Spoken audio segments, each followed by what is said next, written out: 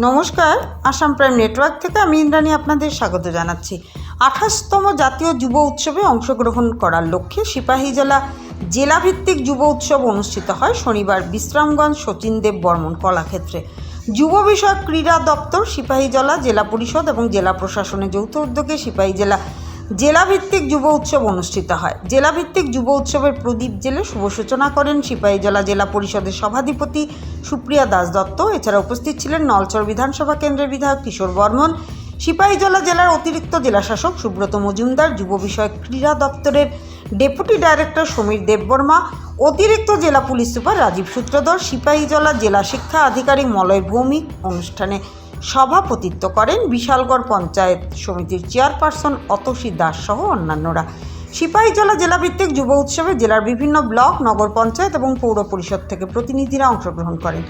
জেলাভিত্তিক যুব উৎসবে এই বছর বিজ্ঞান মেলাও করা হয়। বিশ্রামগঞ্জ দ্বাদশ শ্রেণী বিদ্যালয়ে এই বিজ্ঞান মেলায় 65টি মডেল নিয়ে বিভিন্ন বিদ্যালয়ের ছাত্রছাত্রীরা অংশ নেন। সেখান থেকে 20টি মডেল রাজ্যভিত্তিক প্রতিযোগিতায় অংশ নেবেন।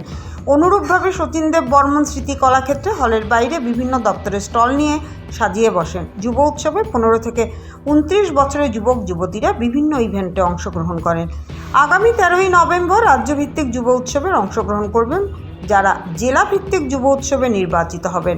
সরকারি স্টলের ফিতা কাটেন অতিথিরা। অন্যদিকে বিশ্রামগঞ্জ দ্বাদশ শ্রেণী বিদ্যালয় সায়েন্স ফেয়ার বিভিন্ন বিদ্যালয় থেকে আসা বিভিন্ন মডেলগুলি ঘুরে দেখেন জেলা সভাধিপতি সহ অতিথিরা।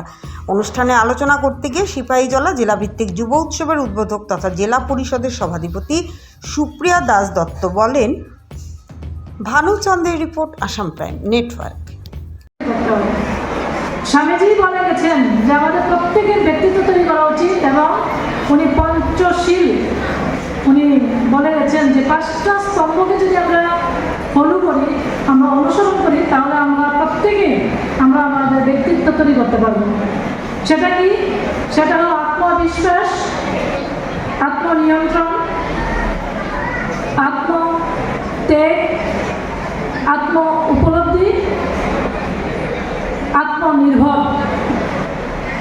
এই 5টা স্তম্ভকে যদি আমরা অনুসরণ করি, আমরা প্রত্যেকে আমরা এই যে জাতীয়তাবাদ, দেশপ্রেম, দেশভক্তি, সেই বিষয়গুলি আমাদের মধ্যে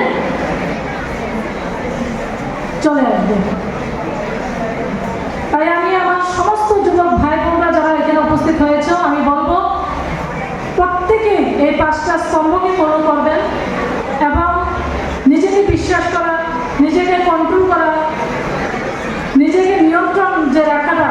আমরা জানি যুব সমাজ এখন যে নেশা, কারণ বিভিন্ন দেশ আমাদের দেশকে এখন কিভাবে আক্রমণ করবে, যুব শক্তিকে যদি ধ্বংস করা যায় তাহলে যেমন দেশ ধ্বংস হতে পারে।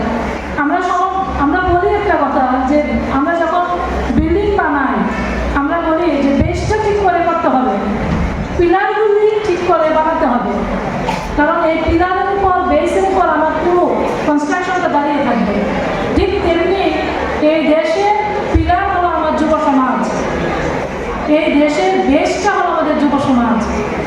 তাই যুব সমাজ যদি নেশায় আকৃষ্ট হয়ে যায়, আমাদের দেশ ধ্বংস হয়ে যাবে।